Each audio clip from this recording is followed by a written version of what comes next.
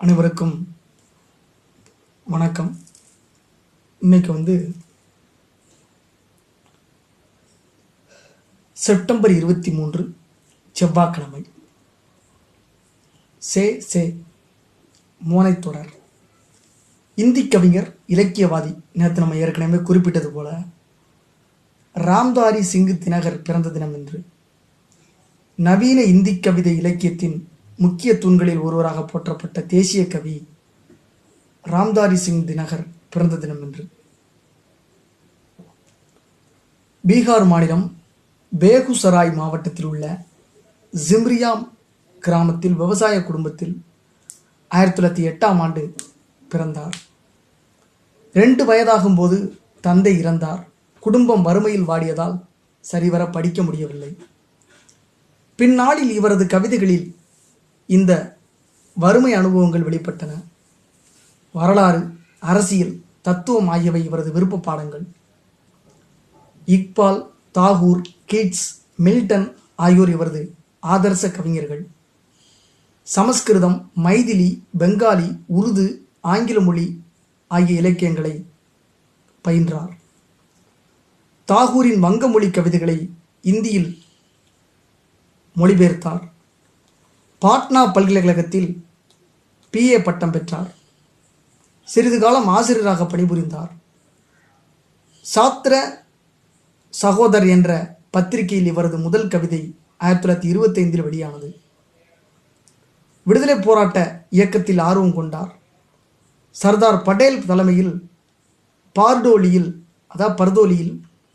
1928 நடந்த விவசாயிகள் சத்தியாகிரக போராட்ட வெற்றி குறித்து விஜய் சந்தேஷ் அப்படின்னா வெற்றி செய்தி என்ற அர்த்தம் என்ற தலைப்பில் 10 கவிதைகளை எழுதினார். தேஜ், பிரதிபா ஆகிய இதழ்களில் இவரது கவிதைகள் தொடர்ந்து வெளிவந்தன.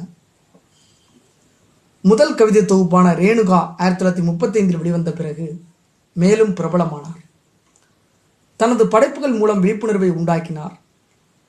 மிட்டி கி ஓர், அர்த்த நாரீஸ்வரர், ரஸ்மிரதி, ஊர்வசி, பிரேம்கீத் ஆகியவை குறிப்பிடத்தக்கவை. இவரது பெரும்பாலான படைப்புகள் வீர ரசத்தை வெளிப்படுத்துபவை.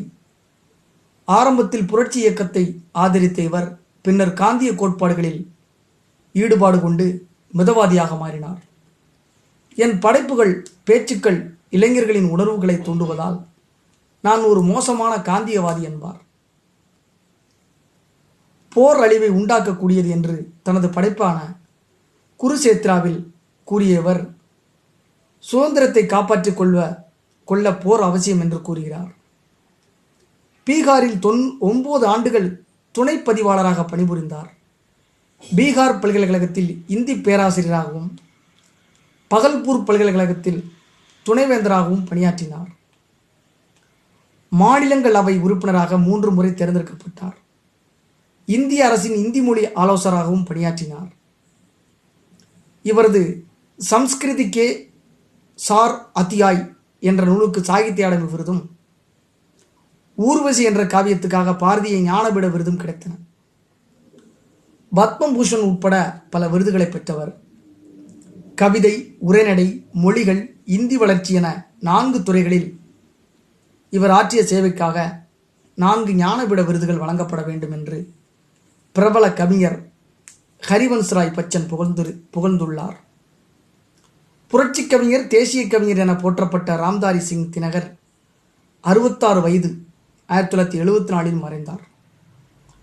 தேசிய கவிஞர் என்று பாரதியார் அப்படின்ற ஒரு பிராமணர் மட்டும் அல்ல,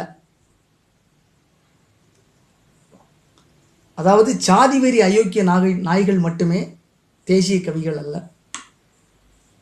அதுக்கடுத்து தமிழ்நாட்டில் உள்ள சிலர் மட்டுமே தேசிய கவிகள் அல்ல. இந்தியா முழுவதும் மதச்சார்பற்ற தேசிய கவிஞர்கள் பல பேர் இருந்திருக்கிறாங்க.